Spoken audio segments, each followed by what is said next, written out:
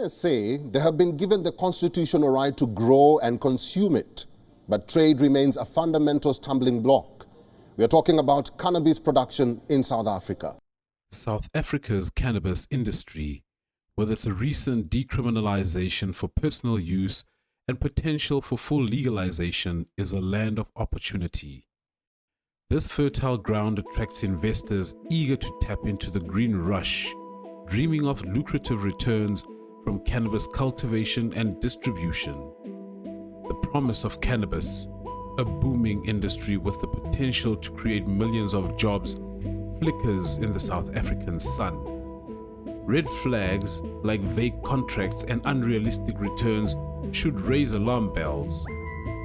Under scrutiny is a multi-million euro cannabis cultivation and processing contract entered into by Batisoft and SDR, the company that owns Dacha Corporation, under the control of South African businessman Willem van der Merwe. Fueled by dreams of high returns, investors primarily from Europe poured a staggering 3.5 million euros into Dacha's coffers. Investors allege they were taken to facilities they later discovered had no formal dealings with Dacha Corporation. The directors of top-end cannabis growing facilities that were alleged to have been Dacha Corporation's partner growers said they had met the company's representatives, Darren Smith and Marianne Brown. They distanced themselves from any contractual obligations, adding that the visits were not followed up with any concrete agreements. No, we don't have a relationship with Dacha, other than them approaching us to say they have an avenue for export and international offtake agreements. Obviously, we want to explore every potential opportunity, so we invited them to come and have a look at the farm, which they did. They did bring a international party with them, a few people that they said were the buyers, and we took them around, we showed them the facility, and they loved it, and said that they would be in contact with us to start placing orders. We haven't heard back from them about that. The same went for Safricana, a highly secured facility whose master grower, Chad Ish, remembers the visit by Dacha officials and international investors led by van der Merwe. How it came about was someone by the name of Mary Ann and Darren had reached out initially, and she supposedly had a background in pharmaceuticals and she was familiar with the regulatory side of things. And then Darren was supposedly someone that had experience with cannabis and understood the product itself. But they basically told us that they were interested in buying product from us and they wanted to come see our facility. And we generally get a lot of these requests all the time. It's quite common. So we try and avoid it. We don't sort of entertain any sort of interactions because it's quite easy to tell whether someone's serious or not based on their background. Yeah. Just because of the capital that's involved in these sort of transactions. So it was clear to us that they didn't really know what they were doing, but they were quite persistent, and then eventually they filled out all the documentation that we require for visitors to fill out before they could come see the facility.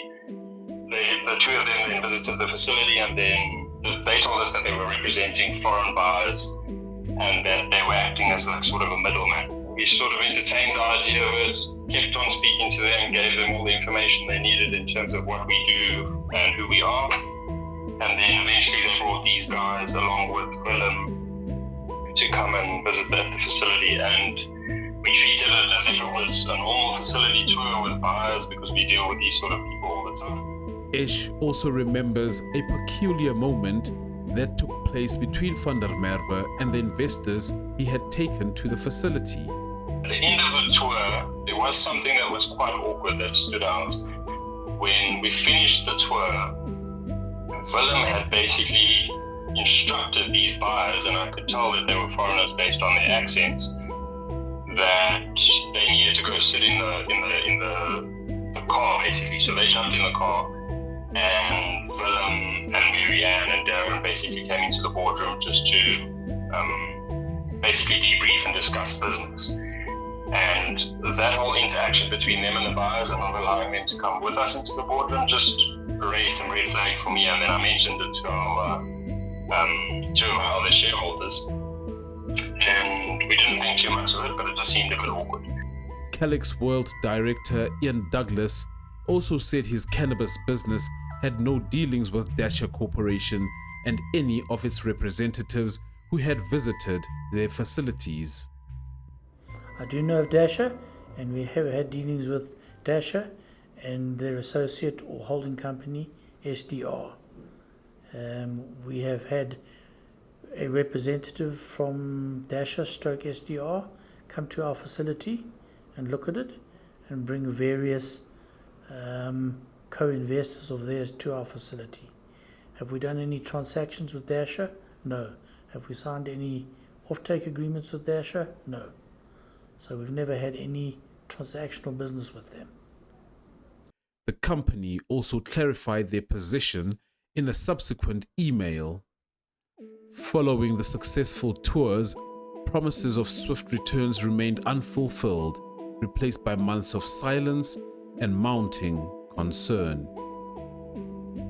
The 3.5 million euros entrusted to Van der Merwe's company seemed to have vanished into thin air. But Van der Merwe claims that he turned the money over to German authorities because he was suspicious of the origins of the money. This is despite receiving these funds in several tranches over time. I think they had one or two events that they sponsored there, which was all cannabis related. Now, when a company like that comes to the forefront and spends so much money to sponsor major events, including the IBC, which is the largest cannabis business forum in Germany, you have to take note of that, which we obviously did to find out what they were doing. Their business offering that they had on the market appeared on merit very credible. What is happening with the money right now? Is the money still in your account, or have you handed it over to the authorities? Money is all going to the German authorities. Is that where it is currently? We're not allowed to keep this money because we've reported it as potential money from criminal sources, or money from potential criminal sources. In a recent Google Meet encounter, Van der Merwe claimed innocence, asserting that he reported the investor 3.5 million to authorities and had frozen it. Yet, questions linger. Why accept such a significant sum without verifying its origins? Why the silence regarding cannabis facilities and past business ventures? Questions are emerging related to over 1 million euros that was apparently transferred from Dasher Corporation's account to a Karen van der Merwe, believed to be Willem van der Merwe's wife. According to information sourced during our investigation, this amount was made up of separate payments that were transferred over a period of 4 months. It is understood that it is during this period that investors were counting on Van der Merwe to be making good progress on their 3.5 million euro investment. It is also during our information gathering process that deeper links between key players in a massive international Ponzi scheme, where thousands of innocent investors in juicy fields have been fleeced of over an estimated eye-watering 2 billion euros. The story of Juicy Fields is an unfolding web of deception currently under the microscope of authorities across multiple countries. Van der Merwe insists he had little to nothing to do with Juicy Fields, of which he was the CEO, albeit briefly. The scheme has left many who had invested their life savings in it high.